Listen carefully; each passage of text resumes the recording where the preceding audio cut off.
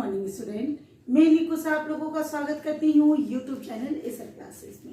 आज मैं झारखंड की शिल्प कला के लेके आई हूँ, जिसमें से प्रमुख रूप से हम लोग जानेंगे ढोकरा या डोकरा, ढोकरा शिल्प, कास्ट शिल्प, प्रस्तर शिल्प, मुखौटा, लेदरा और बांस शिल्प, मृण शिल्प, इन सब सारे शिल्प के बारे में हम लोग जानेंगे। तो सबसे पहले है ढोकरा शिल्प। ढोकरा शिल्प को कहीं पे डोकरा भी कहते हैं और ये है लॉस्ट ऑफ वैक्स या सिर पेडू। इस तरह ये चार नाम है इसके, मतलब एक ही नाम है। जैसे कई कुछ जगह में ये ढोकरा के नाम से प्रचलित है, कहीं डोकरा बोलते हैं और इसे इंग्लिश में लॉस्ट ऑफ वैक्स बोलते हैं और सिर पेडू। लॉस्ट ऑफ वैक्स आखिर क्यों बोलते हैं?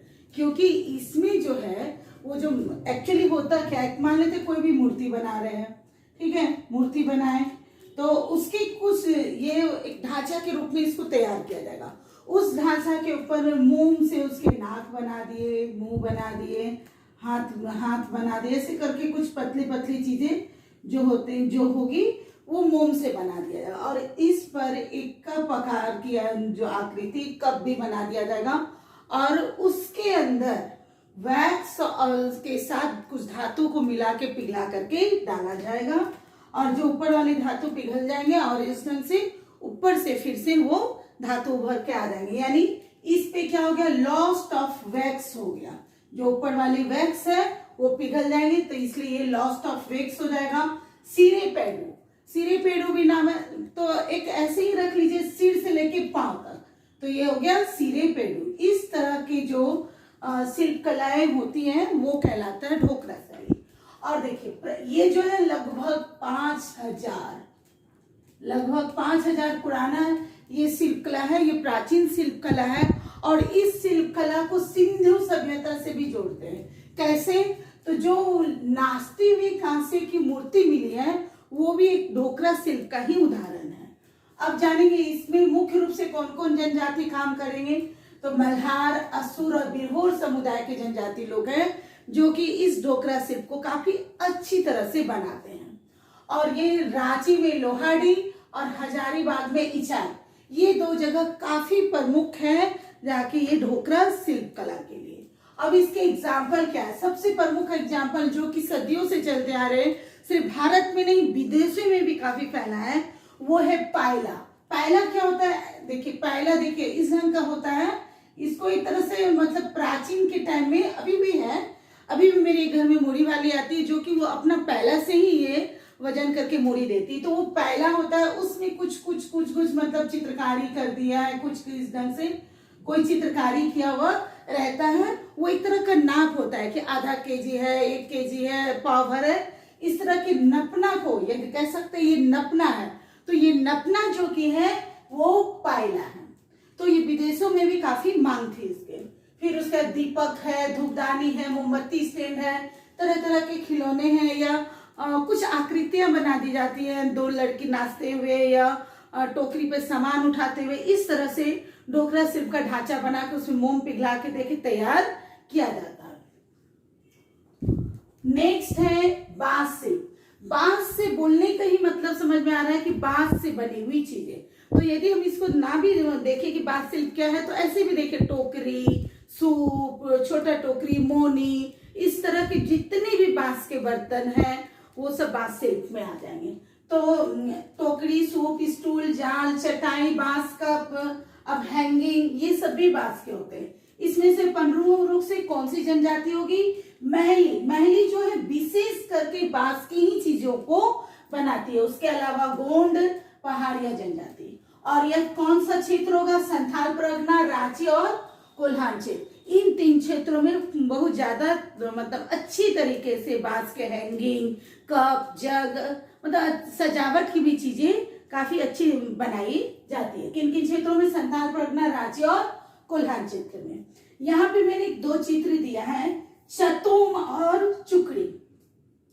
चतुम जो है वो बांस की पत्ती से ही बनाई जाती है। इस ढंग से जाकर के बांस की पत्ती से चतुम बनाया जाता है। वो एक छतरी है, ये भी छतरी है, ये भी छतरी है। इसको जो बांस की पत्ती से बनाया जाएगा उसको कहेंगे चतोंग। जो गुम घास से बनाया जाएगा, काफी मजबूत होता है, उसको अमीट अमीट के बनाया जाता है। देखिए जैसे मैंने लगभग बनाया है, तो उसे कहेंगे चुकरी। अब नेक्स्ट है कास्ट सिल्क। कास्ट सिल्क बोलने से लकड़ी के बने खिलौने, जितने भी लकड़ी की आकृतियां हो, चाहे फ्रेमिंग किया हुआ कुछ लकड़ी की आकृतियां बना के फ्रेमिंग किया हो, वो सारी चीज जो है वो सिल्क कला में, कास्ट सिल्क कला में आ जाएंगे। ये कौन कौन क्षेत्रों में मिलेंगे? रांची और हजारीबाग। रांची और हजारीबाग, देखिए रांची हजारीबाग सब जगह लगभग आ रहे हैं, यहाँ भी रांची आया, यहाँ भी हजारीबाग आया। फिर आते प्रस्तर सिल्क। प्रस्तर सिल्क क्या है? पत्थर से बनी शिल्पकारी। अब पत्थर से क्या, हम लोग ऐसे ही अभी के टाइम में भी क्या यूज करते हैं, थोड़ा तो अब तो कम होते जा रहा है, तो सिलवट्टा, लोढ़ी है ना, कुछ ये सिल्क का कटोरा, सिल्क का मतलब ये प्रस्तर सिल्क का कटोरा, इस तरह का सिलवट्टा, उखली, मूर्तियां, बटखारा। पहले के टाइम में ये प्रस्तर सिल्क से बटखारा वेट का बनाया जाता, अब तो वेट लोहे का आने लगा। पहले इसी प्रस्तर सिल्क से एक आकार के रूप में बटखरा भी बनाया जाता था। ये कहाँ मिलेगा? पलामू, सरायकेला, चांडिल और घाटशिला। मुखौटा सिल्क। मुखौटा सिल्क से जानने से पहले ये जानिए कि मुखौटा किस डांस में प्रयोग होता है। तो छऊ में, तो छऊ जो डांस है वो कहाँ पे होता है? तो प्रमुख रूप से सरायकेला, खरसावा में। तो ये जो मुखौटा जो शिल्प है वो सरायकेला, खरसावा और सिंहभूम क्षेत्र में प्रमुख रूप से बनाया जाता। अब बनता कैसे है? तो इसमें मिट्टी का भी प्रयोग होता है, कागज का भी, कपड़े का भी। और मिट्टी में कौन सी मिट्टी? सब तरह की मिट्टी नहीं, चीटा माटी एक मिट्टी होती है, थोड़ी चट टाइप की होती है, उस तरह की मिट्टी का प्रयोग किया जाता है। और ये सब जो है लगभग जो डांसर होते हैं वही बनाते हैं, और इस 6 से 7 दिन में ये मुखौटा बनके तैयार होता है। फिर नेक्स्ट है लेदरा कतरी सिल्क। लेदरा, एक्चुअली लेदरा और कतरी सिल्क नहीं, लेदरा और कतरी सिल्क दोनों एक ही है। लेदरा भी बोल सकते हैं, कतरी सिल्क भी बोल सकते हैं। कतरी सिल्क बोला जाता है वेस्ट बंगाल में। लेदरा जैसे या तो पुराने कपड़ों को जोड़ जाड़ के रजाई बना लिए, चाहे नए साड़ी का ऊपर वाला कवर दे करके, उसमें मेन खास इसका बात क्या है कि जैसे मैंने ये रजाई तैयार की है, तो जो औरतें खास करके इस चीज को बनाती है तो बहुत सुंदर से चारों तरफ बॉर्डर डालती है, इस बॉर्डर में बहुत सुंदर से चित्र बनाती है। ये जो चित्र जो बनाती हैं वो एक्चुअली सोहराय और कोवर के चित्र होते हैं लेदरा में। इसके बॉर्डर में सोहराय और कोवर के डिजाइन किया जाता है। कतरी जो है पश्चिम बंगाल में बोला जाता है। नेक्स्ट मृन सिल्क। मृन सिल्क जो है मट्टी के बनाए हुए खिलौने हो, बर्तन हो, सुराही हो, तो वो सारी जो है मृन सिल्क कहलाएंगे। अब ये मृन सिल्क का एक है खास कि ये चाक पे ही बनेंगे, ऐसे ऐसे सुंदर सुंदर सुंदर आकृति दे दिए, चाहे ऐसे ऐसे ऐसे ऐसे ऐसे करके गोल करके कटोरा बना दिए, या ऐसे ऐसे करके छोटा सा दिया बना दिए, जो भी है। और उसको बनने के बाद फिर उसको जला के सुखाया, पहले सुखाया जाता है, फिर उसको पक्का किया जाता है, फिर उसको सुंदर से उसके ऊपर कलर किया जाता है। तो ये मृन शिल्प हो गया।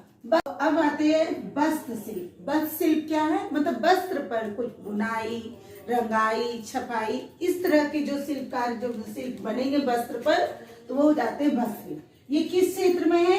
ये प्रमुख रूप से सिंहभूम के जमशेदपुर और खरसावा के क्षेत्र में। और संथाल परगना में एक और वस्त्र शिल्प काफी पॉपुलर है, वो है पंची और पढ़ान। तो ये पंची और पढ़ान क्या है? पंची और पढ़ान तो ये जो एक तरह का अधो वस्त्र है। अधो वस्त्र मतलब आधा वस्त्र बनेगा, मतलब कंप्लीट ऊपर से नीचे का नहीं, आधा आधा वस्त्र बनेगा। तो पंची बोले जाते हैं ऊपर वाले, ऊपर के जो वस्त्र बनेंगे, और पढ़ान बोले जाते हैं जो नीचे के वस्त्र बनेंगे। फिर है काकी माला और काकी कंघी।